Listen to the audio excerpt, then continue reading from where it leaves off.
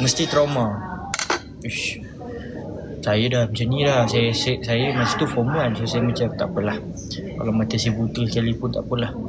At least saya dah jumpa orang-orang yang terbaik dalam hidup saya masa tu. Dapat tengok muka mak saya, dapat kenal dapat kenal muka ayah saya. Itu lah. Time tu saya macam tak apalah, saya okey je lah, tak apalah. At least saya dah pernah tengok muka diorang tu. Bukan macam ada setengah orang yang memang buta kan.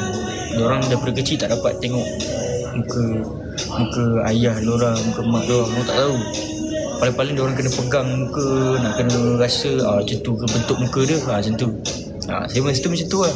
Saya macam kalau saya buta sekali pun tak apalah. At least dah nampak dah muka mak ayah saya, cukup lah. Nak nangis tapi lagu tak kena.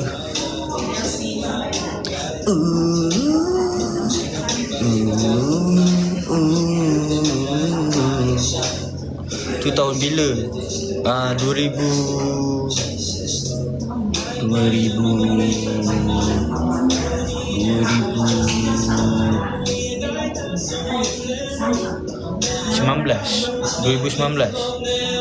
saya form 1. Masa tu saya bawa balik merentas desa untuk sekolah saya, merentas desa. Lepas tu saya ada lalu kat satu jalan ni, ada macam satu daun ke apa tak terkena masuk dalam mata saya dua-dua belah. Lepas tu ada infection kat mata saya. Kalau saya buka, saya bukan buta yang buta-buta tau. Dia macam kalau saya buka, saya tak nampak apa-apa. Dia sakit. Dia nampak tapi dia macam betul-betul sakit tau. Saya tak boleh. Dah ibarat buta lah. Senang cerita buta lah. So lo ni dah okey ke dah? Sekarang dah okey dah.